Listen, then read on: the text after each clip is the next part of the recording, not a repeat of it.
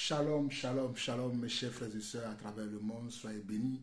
Nous sommes encore dans notre temps d'exhortation que le Seigneur a mis dans mon cœur ces derniers jours. Et aujourd'hui, j'aimerais exhorter une frère, j'aimerais exhorter une sœur à savoir comment prier. Je sais que c'est un sujet que nous avons déjà abordé, mais je vois encore que beaucoup de gens ne comprennent pas vraiment comment prier ou bien ne savent pas comment s'y prendre, comment prier efficacement. Pour prier, mon frère, tu n'as pas besoin de mettre toutes tes tripes dans la prière. Tu n'as pas besoin de mettre toute ta force dans la prière. Tu n'as pas besoin de mettre toute ton énergie dans la prière. Bien évidemment que tu auras besoin de ton énergie. Mais c'est de ton énergie de concentration dont il s'agit. C'est de ton énergie d'éveil spirituel qu'il s'agit. Mais ce n'est pas d'une énergie physique. Car le Seigneur dit dans Matthieu chapitre 6 que lorsque tu pries, entre dans ta chambre. Entre dans ta chambre et le Seigneur qui voit dans le secret verra et t'exaucera. Entre dans ta chambre, ferme la porte.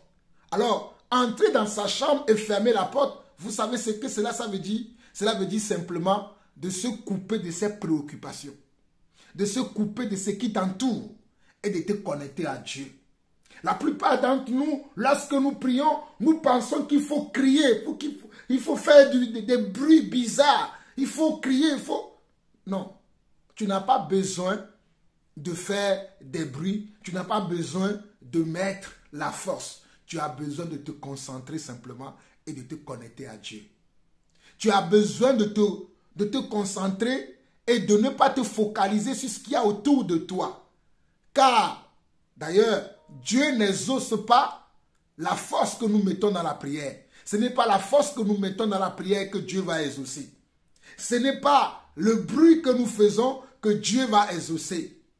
Mais c'est la foi que nous avons dans le cœur que Dieu va exaucer. Dieu regarde la foi, mon frère.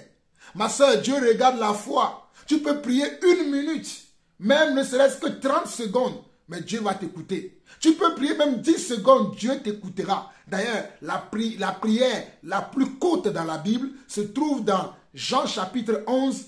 Je vous conseille d'aller le méditer. C'est la prière que notre Seigneur Yeshua Mashiach a fait pour ressusciter Lazare. Il a prié ainsi: Père, je sais que tu m'exauces toujours, mais c'est à cause de ce monde-là qui est autour de moi que je prie. Et puis après, il est allé devant la tombe de Lazare. Il a dit: Lazare, sors de cette tombe. Et Lazare est sorti. Je ne sais pas si j'ai répété les mêmes paroles comme c'est dans la parole, parce que je ne veux pas que ces courtes exhortations durent. Voilà pourquoi je ne prends pas la Bible pour lire vraiment la parole telle qu'elle est. Mais allez méditer Jean chapitre 11, vous allez voir ce dont je parle. Donc, et dans d'autres passages, comme dans Marc chapitre 11, le Seigneur dit que tout est possible à celui qui croit. Tout est possible. Donc quand on dit que tout est possible à celui qui croit, ce n'est pas en fonction de tes gestes que tu fais. Quand tu pries, quand tu veux prier le Seigneur, mais c'est en fonction de la connexion que tu as avec Dieu.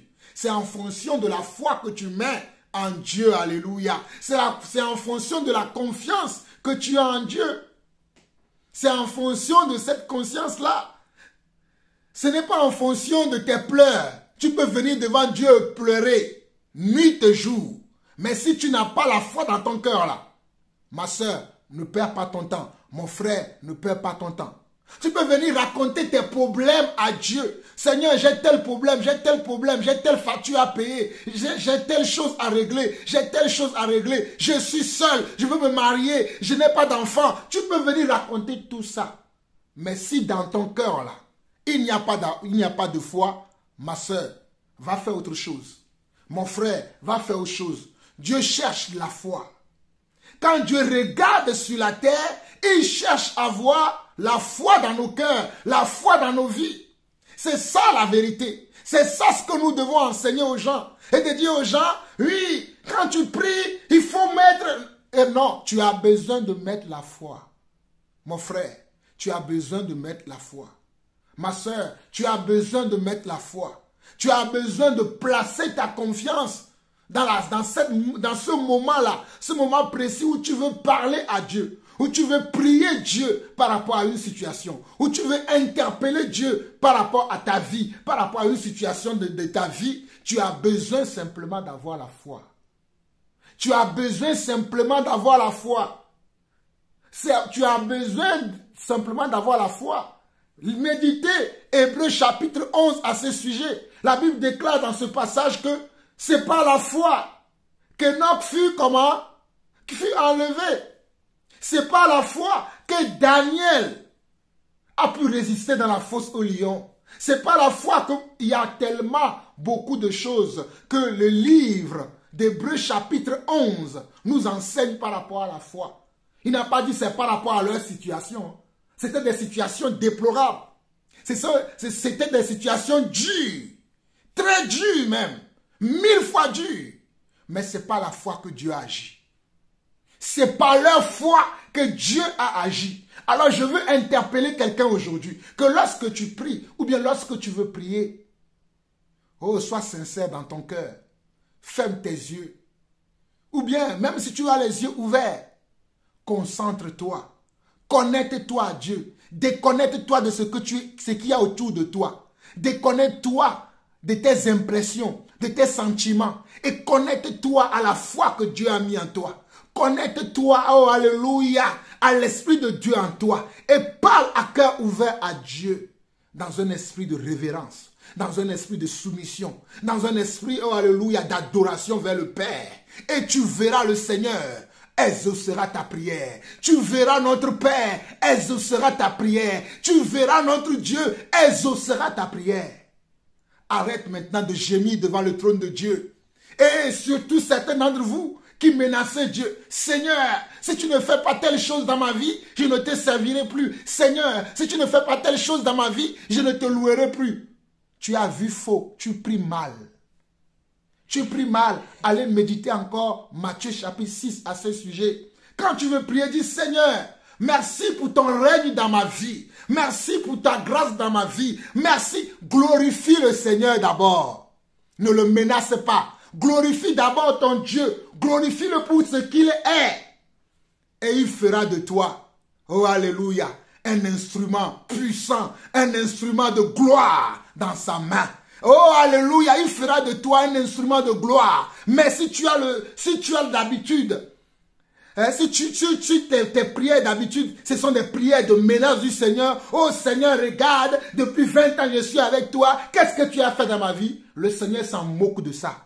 Oh Seigneur, regarde, depuis 40 ans que je te sers, aucun de mes enfants ne sont sauvés.